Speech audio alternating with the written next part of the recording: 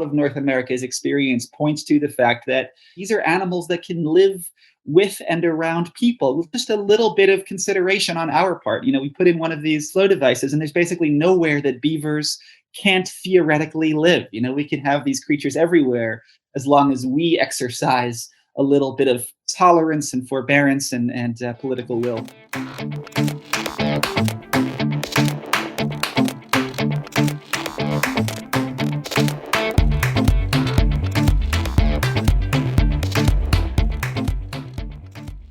Hello and welcome to the Lodgecast, a nature and wildlife podcast brought to you by the Beaver Trust. I'm Sophie Pavelle. And I'm Eva Bishop. Each episode we bring you the latest news from the Beaver Trust as we welcome beavers back to our rivers to restore our countryside and create resilient landscapes. And we also explore the state of nature in the UK and speak to fascinating experts and inspiring individuals along the way. Today we're chatting to the award-winning environment writer and author of the book Eager, The Secret Life of Beavers and Why They Matter, Ben Goldfarb.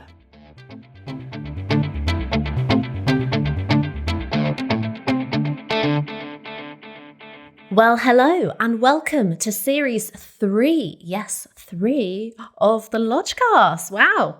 Yes, we are back. Hello to both our new listeners and those of you who joined us last year enjoying series 1 and 2. It's flown by and back by popular demand, of course.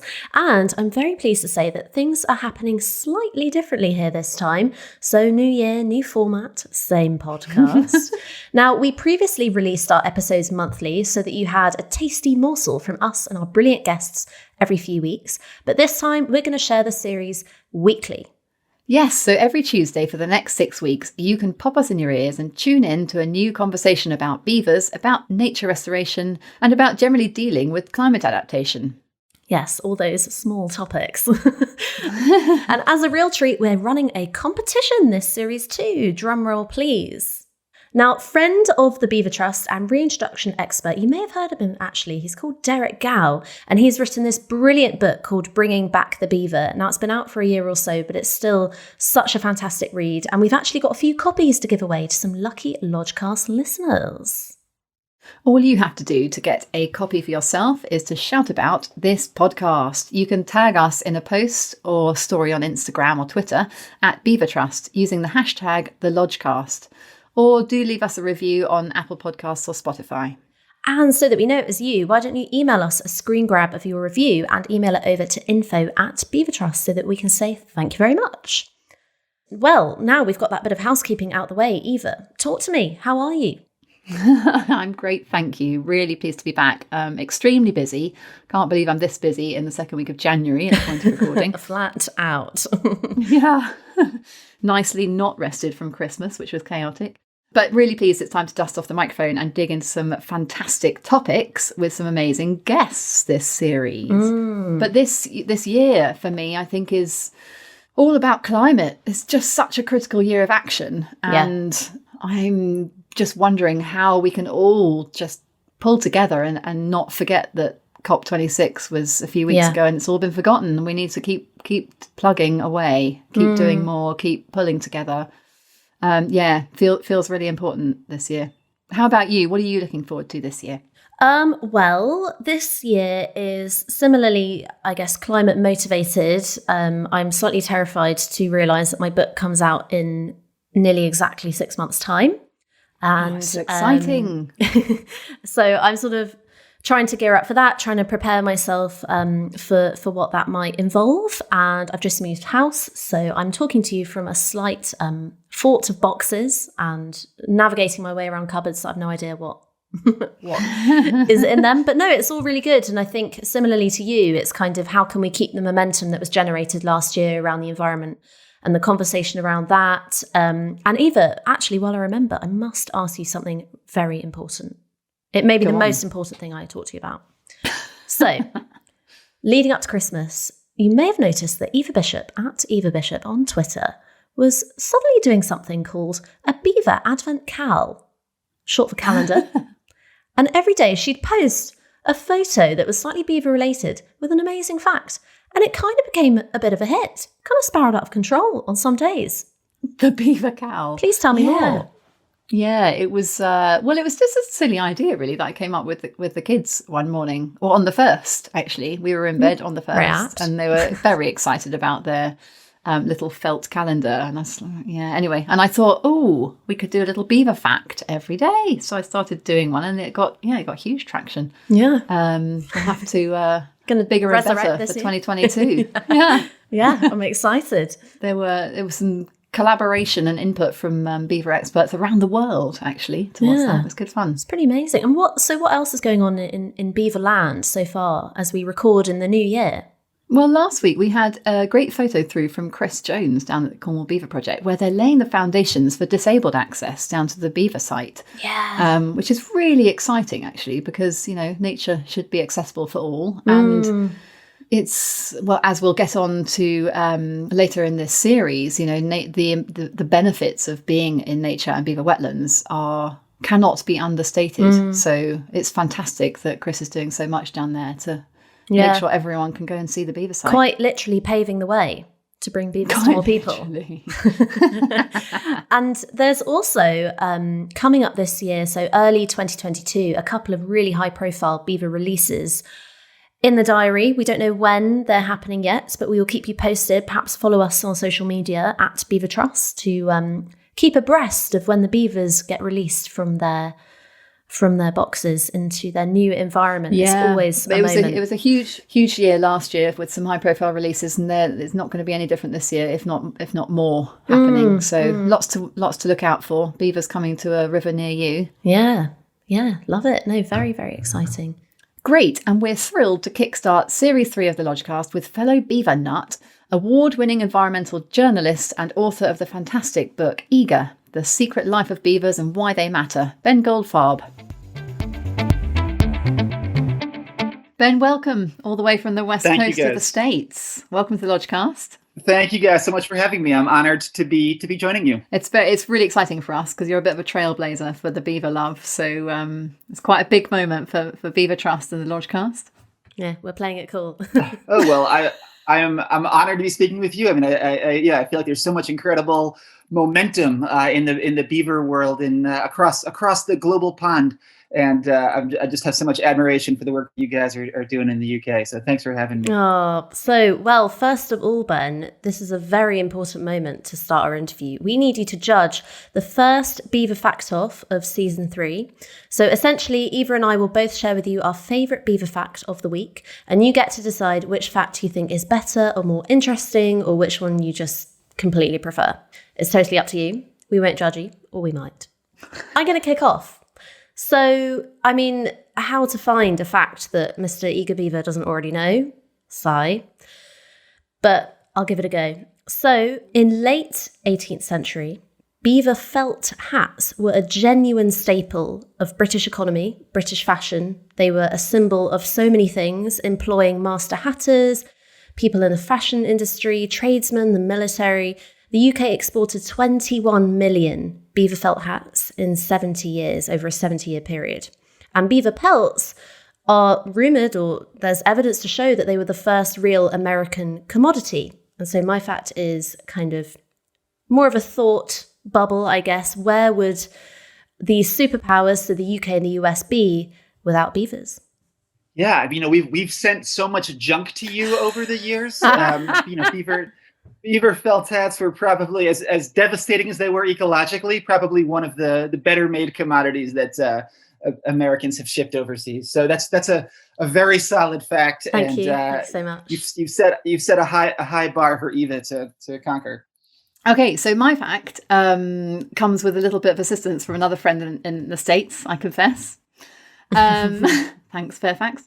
Many of the beaver dams that Henry Morgan mapped out and included in his 1868 book, The American Beaver and His Works, are still in the same place today. So those dams are at least 150 years old, which is so cool.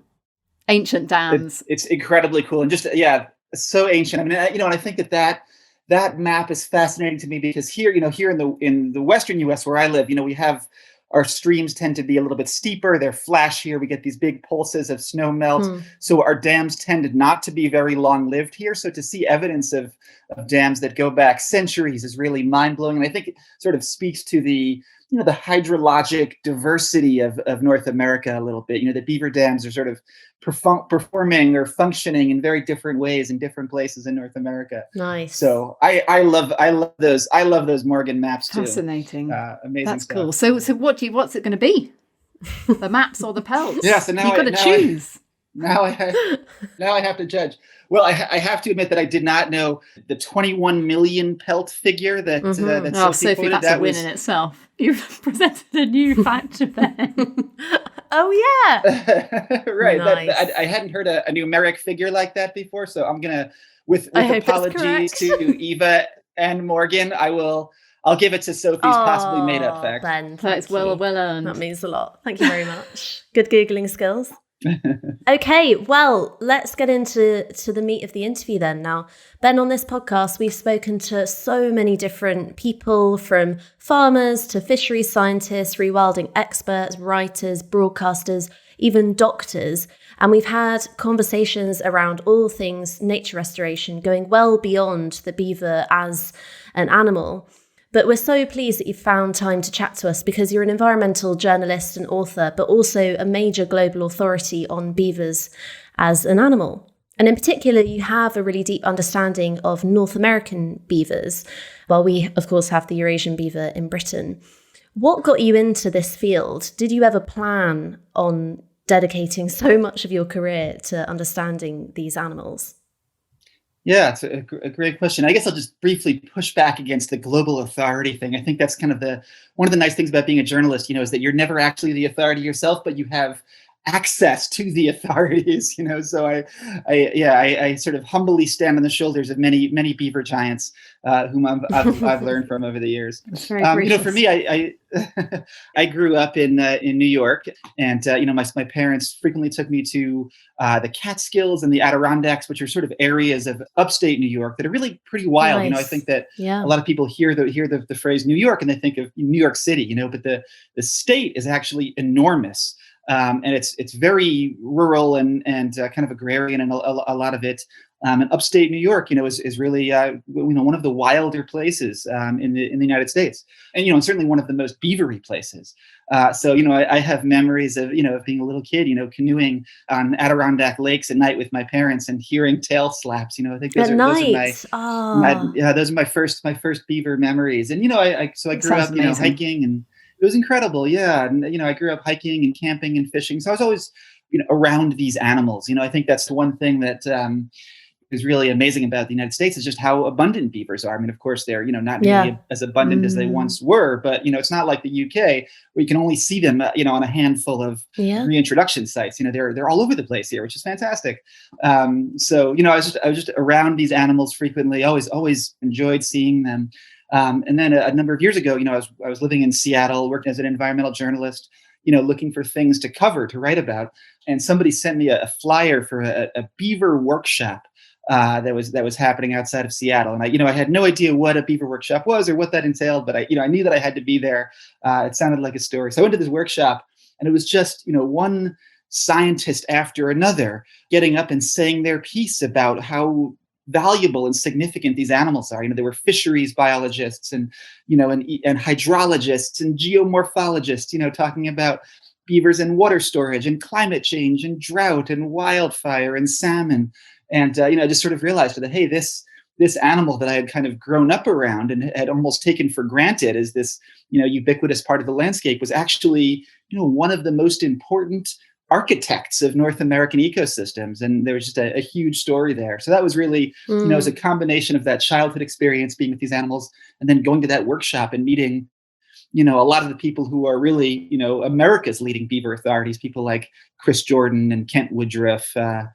People who are really, really influential and helpful to me. That sounds really inspirational. You actually helped me with my Advent beaver cowl in December. That's right. Iconic. Including... back to other momentous beaver moments, including a giant dam photo. So we wanted to ask you, what's your favourite beaver moment been in all your exploration? So that dam that's in Voyageurs National Park, and it actually came after I wrote the book. The book came out, and then I got an email from Steve Windells, who's a beaver biologist in Voyageurs, which is this huge, very wild, kind of under-visited national park on the U.S.-Canadian border. And Steve said, listen, you can't really write about beavers and not come to Voyagers. That's like the beaver mecca. So I went out there and made a pilgrimage and wrote an article about it for National Geographic. I mean, Steve was right. It was unbelievable. Like, I almost felt ashamed that I had written the book first without going to Voyagers. I mean, the dams there were 15 feet high and 800 feet long. What's that? 250 meters. I just can't imagine it. It was incredible. Yeah. And I mean, like I was saying before, beavers, just the scale of what they can achieve in the Midwest, which has, relatively flat land and like pretty stable hydrology. They can just build these epic constructions that you wouldn't really see in Washington. So it's just like, it gave me a totally different perspective on what these animals are capable of doing. So I love going to Voyagers, and any beaver aficionado listening to this, and that's a place you have to go before you die. You have to go to Voyagers. Just see what Beaver these animals Trust can trip. Yeah. Yeah. You guys should make it happen. Sold. Amazing. I guess the landscapes are quite different, North America to Europe in some areas. But one of the other things we wanted you to help us settle and our listeners to hear is what are the key differences between the American beaver and Europe's castor fibre. Can you describe some of those? And therefore, the question comes up quite often in the context of scientific research that's been done in the States, and is that applicable elsewhere if you've got a different species technically? And I imagine that given their habits are very similar, the outcomes are going to be very similar. But what do you see are the main differences? Yeah, I think you're exactly right that they basically, I mean, they have the same essential behaviors. They're building similar dams. The dams are performing very similar functions on the landscape. So I think that that ecologically, that any research conducted on North American beavers is at least theoretically applicable in a European or Asian context. I mean, they physically they do look different. I'm not a great beaver biologist, obviously, but somebody like Derek Gow could look at a North American and Eurasian beaver and instantly tell them apart. So there are some morphologic differences. They have different numbers of chromosomes, so they don't interbreed at all. Where North American beavers have been introduced, like in Norway. Steal that fact for the next series. Yeah. Or maybe they're a year. I'm trying to remember. Maybe it's in Finland. I know that there's a big North American beaver population in a Scandinavian country. Oh yes, I've heard of that. Yeah, but they don't interbreed at all. But I do hear that come up a lot. In sort of conversations with colleagues in Europe. Saying, right, people say that that Eurasian beavers don't build dams that are as impressive as the North American ones do. And I just think that that just comes down to opportunity. It's a much more well, and I guess available space. Exactly. An available space, right? You're operating in a much more developed context, I think, in Europe, and they just don't have the opportunity to build an 800-foot long dam. But I think given the opportunity, they would. Yeah, right. Exactly right. It's a different social and physical context, But historically, I think the Eurasian beavers would have been just as impressive architecturally as any North Americans. Just as Ben, we're at an interesting moment in beaver introduction in Europe, as you're of course aware, in that we're, especially in Britain, beavers are coming back. We're getting more and more beavers and more rivers, and suddenly the question of how we manage those populations, as well as managing a growing human population and housing and road networks, and the UK is just feeling quite squished with all of that going on. What are the most surprising things, or maybe some hints and tips that you've learned about beaver management over the years? Maybe what's worked, what hasn't worked. Has this evolved over time or increased in maybe urgency along with the climate crisis? What kind of any anecdotes you can offer for our listeners on that? Yeah, I mean, I think that, I think there's this perception among people who, are not beaver people. These are animals that have to live, out in the wilderness or something like that, out in, some national park. But there are more beavers living within city limits in Seattle than there are in all of Yellowstone National Park. These are really like very, very urban animals. They do quite well around people if we give them a chance, and I mean, from a coexistence standpoint, flow devices. I'm sure you've had guests on who've talked about, these pipe and fence systems that can basically be used to manage water levels. I know that's being used on the River Otter drainage, with some success. And, and here, there have been studies showing that those sorts of non-lethal management solutions are, 85 to 95% effective. And so there are beavers living in, working on the book, I went to a Walmart, a giant box store in Utah, and there were beavers living in the parking lot because they had put in a flow device, one of these pipe systems that was managing the water level. So you had this beautiful little pocket of wetland created by beavers, adjacent to this enormous sort of landmark of capitalism. Yeah, it was incredible. So that so there have been all kinds of wonderful case studies. That there's very famous, or at least very famous in beaver circles, a woman named Heidi Perryman, who lives in Martinez, California. And she basically saved the beavers that moved into downtown Martinez using one of these flow devices. So, I guess to me, all of North America's experience points to the fact that, these are animals that can live with and around people with just a little bit of consideration on our part. We put in one of these flow devices, and there's basically nowhere that beavers can't theoretically live. We can have these creatures everywhere as long as we exercise a little bit of tolerance and forbearance and political will. Do you find that there's, so you've obviously spent a lot of time between the US and the UK, any differences culturally, perhaps, in public opinion on beavers between these two continents? One of the things that was really, really meaningful for me was coming back to the UK after the book came out in 2019. I did a little 2-week book tour, and one of the things that I did was I went on a beaver walk with Chris Jones, who's who might have, I don't know if Chris has been a large cast guest already, but he certainly should be. He's our colleague. Yeah, of course. I'm not sure if he's been on the lodge. He hasn't. Sorry, Chris. So of course we all love Chris, of course. And I went on a beaver walk in Cornwall with Chris, and he invited a couple dozen local community members, and it was just an incredibly moving experience because I think that in North America we really take our wildlife for granted in a lot of ways. We have beavers, we have bears, we have wolves, we have moose, we have bison. We have all of these animals that. All right, don't brag. We're so spoiled, yeah. No, well, but yeah, you guys are very it's not spoiled. Anything wonderful that we did. We just sort of have a larger landmass and got lucky and didn't. Almost wiped all of these animals out, but didn't quite, and now they've managed to recover.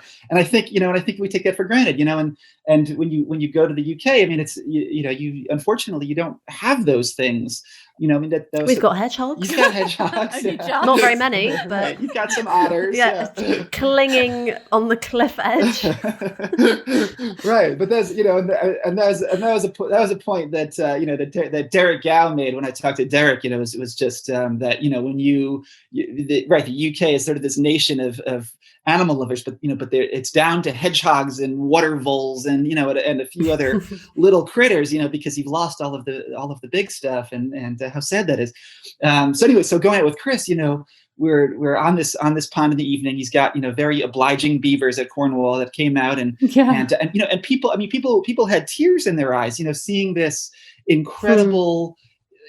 Beavers, if you didn't know that beavers existed, they would be these almost mythological creatures, right? They're these giant rodents with these crazy paddle tails that cut down trees with their teeth and build walls.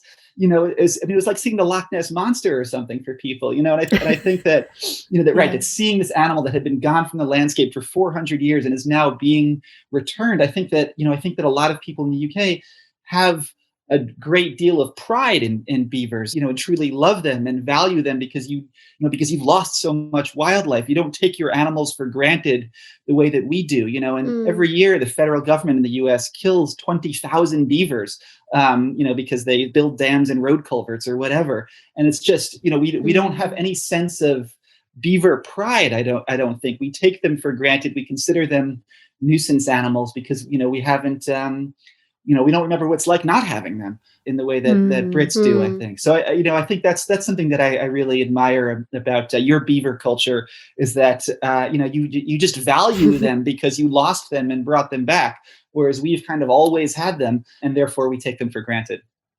That's a really interesting insight, actually. Some of us value them. We're working on that. Right. Yeah. I know that not all farmers are as enlightened as Chris is. Tours with Chris. There's nothing better. Your book, I'd like to dig into a little bit. I listened to it on Audible. I think you read it, didn't you? Oh, good.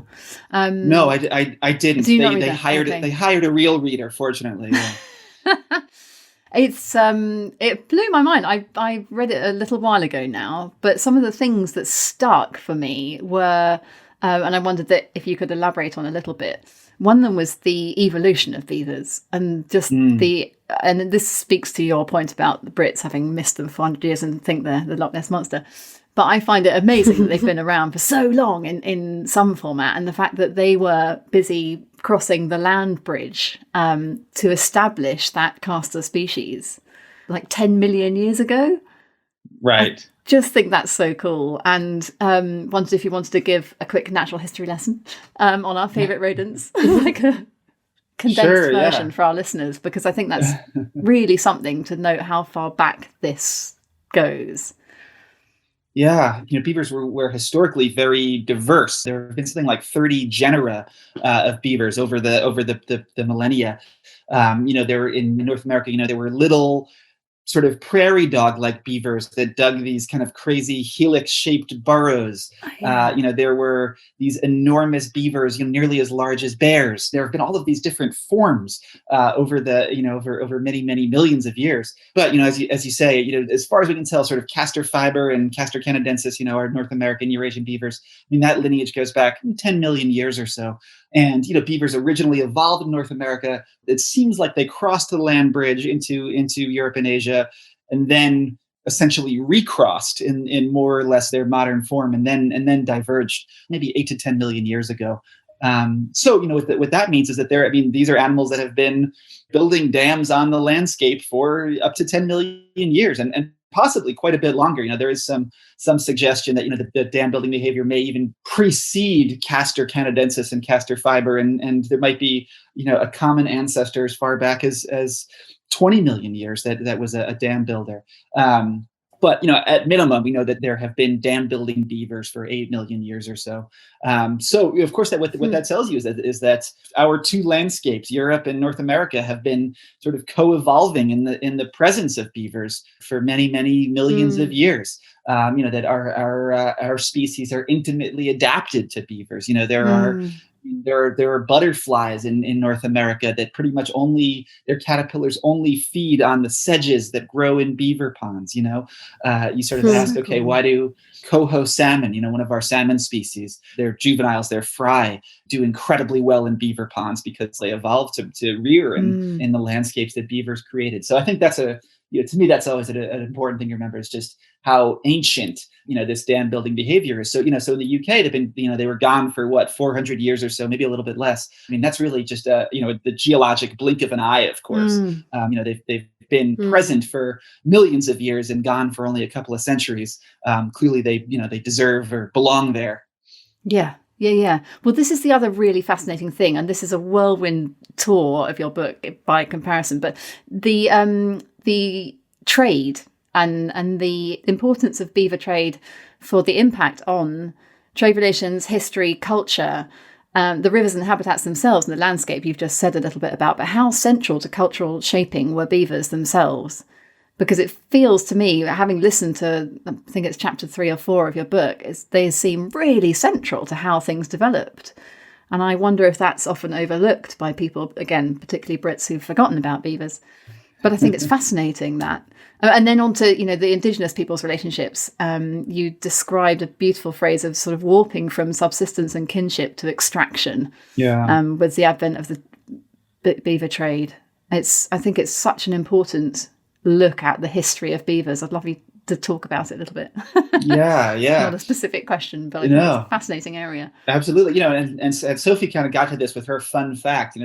Hard to imagine how our two cultures or civilizations, would have developed in the absence of this profoundly significant economic resource. I guess to begin with the indigenous relationship with beavers, because that's sort of where it starts chronologically. One important thing to remember is that today we're sort of, Western science is awakening to the idea that, hey, beavers are really important. These are these ecosystem engineers and keystone species that we want back on the landscape. But that's something that Native people have understood in North America for 10,000 years. And you see that understanding reflected in cultural relationships. So when the fur trade began in the early 1600s in North America, the indigenous people in the eastern United States were very willing and enthusiastic participants in the fur trade. They caught beavers and they traded with European, English, Dutch, French fur traders.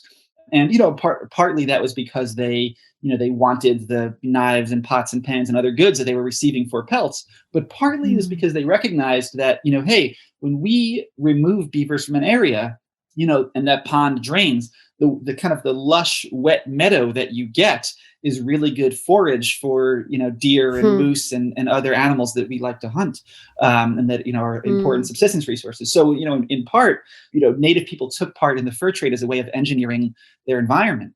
Then, as the centuries go on and the fur trade kind of moves west across North America, when you cross kind of the Mississippi River in the Midwest, the Western U.S. is much more arid than the Eastern U.S., right? It's very, very dry. And there, beavers are really important at sort of storing water and creating these little, ecological oases on the landscape. So, as the fur trade moved from the East Coast to the West Coast, suddenly, Western indigenous people, tribes like the Blackfeet in Montana, refused to participate in the fur trade because they actually had cultural prohibitions against killing beavers. They sanctified beavers because they knew how important these animals were at creating and storing water in the arid U.S. So I think that's a really important point that different Native tribes had different relationships with beavers that reflected their kind of environmental context because they understood how beavers influence the landscape. That's fascinating. I just find that totally fascinating, right? So this notion that beavers are ecosystem engineers, that was understood by Native people for many, many thousands of years.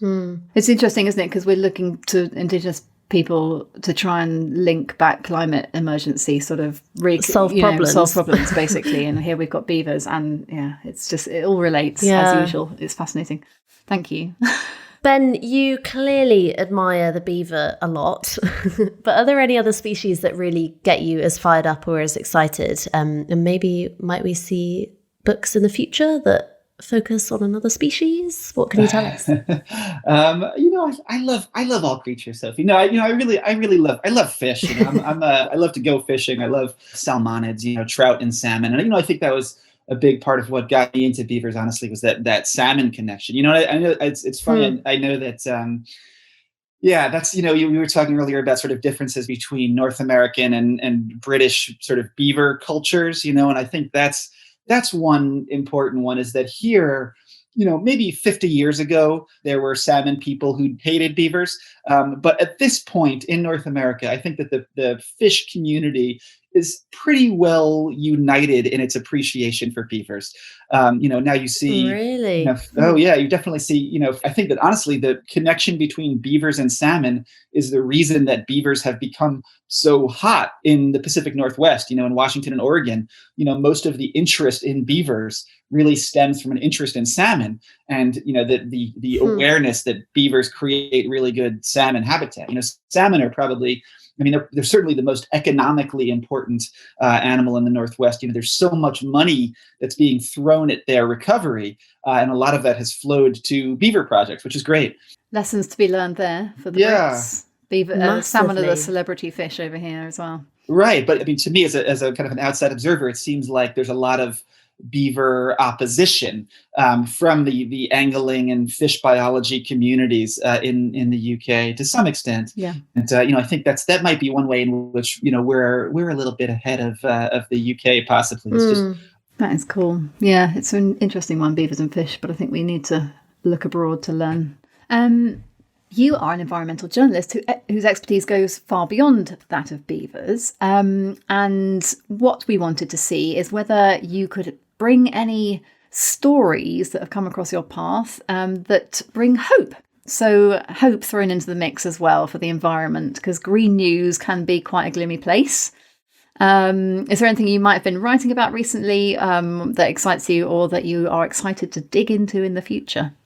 Yeah, so Sophie asked about the next book. So the book that I'm working on now, which will be out, I don't know, sometime in the 21st century, I hope, is about it's about the science of road ecology, basically how roads and nature interact. So another very kind of beavery topic. A lot of road and beaver interaction, but that's not really what this one's about.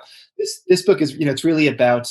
I'm sure you've all seen pictures of wildlife crossing structures, right? These beautiful green bridges that go over highways or tunnels going underneath them. And I think that's, that inspires a lot of hope in me, I think, is that our infrastructure has just been so destructive to nature. I think that roads are kind of one of the great unsung ecological catastrophes, of the 20th century and beyond. You just take it, whether it's, the smashing of a hedgehog or a badger in the UK or a raccoon or an opossum or a white-tailed deer here. I think that we just kind of take that for granted as an environmental impact, but it is a huge impact. There are many endangered species in North America, where car collisions are kind of the primary source of mortality and, the thing that's wiping them out. But I think that fortunately there is increased funding and political will and interest in doing something about it. I think for a long time we just sort of said, well, roads are, they're just kind of inevitable parts of the landscape. We need them. We have to have them. We need more of them. We can't do anything about them, and too bad. And now I think that in the last 10 years or so, there's been a lot more interest in dealing with that problem through progressive infrastructural design elements like wildlife crossing. So that's what the next book's about. Is about what is really a kind of tragic issue of road ecology. Oh well, we can't wait to read that. That sounds fascinating, and I think probably a massively overlooked element of the world today and how that interacts with nature. One question I have is, will this book have a title as good as Eager? Because it's such a good title. And fun fact, we often called Eva an eager beaver in the Lodgecast and in Beaver Trust. Thanks, Eva. I hope the title will match that. Yeah, I can't take any credit for the title. The title was all my editor's doing. So hopefully I have an editor as visionary this time around. Ben, it's been so good talking to you today. Thank you. Yeah, thank you so much, Eva. Thank you, Sophie. Thanks for your fun facts. You're very welcome. Thanks for picking mine. Oh yeah. Yeah. Well, you can Venmo me a few pounds later. And thanks so much to all that the Beaver Trust is doing to promote our favorite rodent. I'm really just so impressed by all you guys have accomplished and continue to accomplish. That means a lot. Ben. Thank you. Yeah. Wow, what a brilliant beavery brain box to speak to for our first episode of the new series. That was amazing. I know. My head is slightly spinning. It was just so exciting, and just his passion is so infectious, and just, yeah. Enthusiasm for nature. It starts right there. It's so cool. I loved his quote. He described beavers as creatures that can live anywhere if you have the tolerance, forbearance, and political will. Yes, so well said. So well said. Engrave that in every supermarket or train station. And if you want to deep dive into the history of beavers, you've got to listen to his book. It's fascinating. Or buy it for a late night read. It's awesome. So good. Yeah. Or a daytime read. Well, floats your boat. Oh, now regular listeners to the Lodgecast will be very delighted to hear that the quiz segment of the episode is also making a return for Series 3. I'm very pleased to hear it. It's my favourite part of the podcast. And the quiz is not the only thing making a return. Our producer, Emma, who made an appearance in some of our previous episodes, is going to join us for all the quizzes this series. Welcome, Emma. Hello, thanks for having me back. We're delighted. Oh, hi. You're out your box. You've let me out again. No, it's an absolute treat. I thought, now that it's like a 3-way quiz, it kind of adds extra competition. We're leveling up for Series 3. And who doesn't need more competition in their lives? More competitive nonsense. But I've written the quiz this time, so I'm going to set the bar for hopefully what is to be an exciting series of quizzes.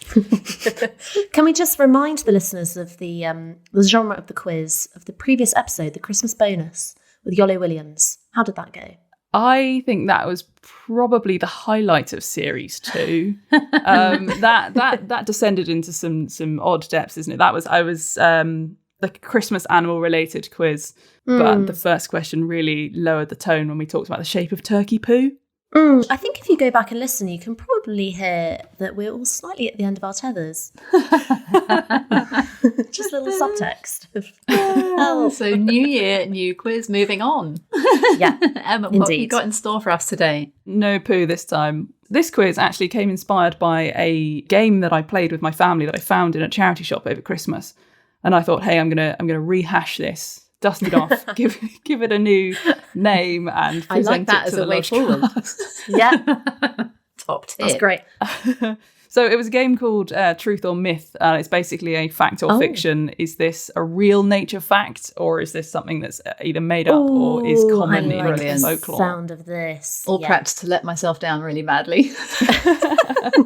So both Such of you confidence. just have to decide whether it's true or false. So true Hit or me. false, a blind chameleon will still change colour when its environment changes. Ooh, true. I'm going to go true.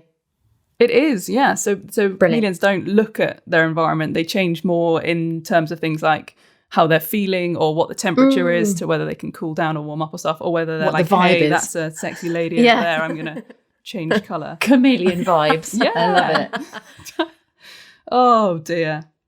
Male mice sing to attract female mice. True. False.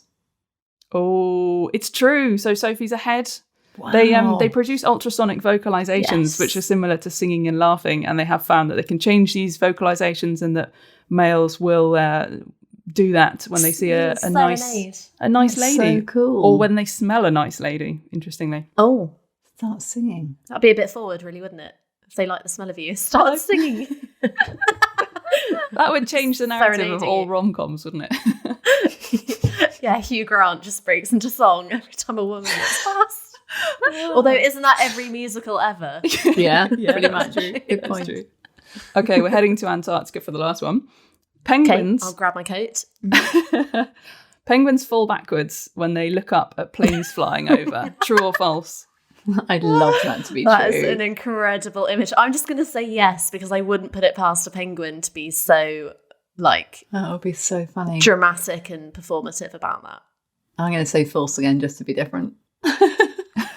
Okay, it is false, actually. Oh, The rumor basically started when British Disappointing. pilots were first starting to fly over the islands off South America. But experiments have shown they actually are not that bad on their feet. They've got very bendy necks, haven't they? Penguins. It does distress them. Yeah, if you're flying too low to a penguin, you can still freak them out and they might panic or abandon the nest, but they don't do the typical kind of like fling themselves backwards in confusion, which is a shame. I just thought that would be really fun. Very good. Good, Matt. I really enjoyed the variety. We're going to add that all to the tally, and Okay. at the end of the series, we'll see who's got the most. No doubt you Most will keep points. score. I will. I've got my notebook here. I'm ready. Thanks for the quiz. Yeah, thanks. Always a pleasure. And with that, let's call time on this episode of the Lodgecast. Don't forget, in this series, we have a special treat for you as we're giving away those few copies of Derek Gow's wonderful book, Bringing Back the Beaver, all about his experience of reintroducing beavers in Britain. And once again, for a chance to win a copy yourself, you can post about how much you love the Lodgecast, tagging at Beaver Trust and using hashtag the Lodgecast on Twitter and Instagram, or you can leave us a review on Apple Podcasts or Spotify and email us a screen grab of it so that we know it was you and we can come hunt you down and give you a chocolate and a book. So email us at info@beavertrust.org. Yes, we'll announce and get in touch with all you winners at the end of the series in a little over 6 weeks' time. Yes, and as we mentioned at the beginning of this episode, we're doing things a little differently this series and bringing you our wonderful run of 6 episodes every week instead of every month. So watch out for another episode next Tuesday when we'll be chatting rewilding at the Knepp Estate with the wonderful Isabella Tree, author of the book Wilding. So make sure you've subscribed to the Lodgecast on your podcast platform of choice so that you don't miss that one. And for more from Beaver Trust, don't forget you can find us on Instagram and Twitter at Beaver Trust, and head over to our website www.beavertrust.org and sign up to our free newsletter. See you next week. This podcast, as always, is a mixture of fact and opinion. It was hosted by Sophie Pavelle and Eva Bishop. It was produced and edited by Emma Brisdion for Beaver Trust.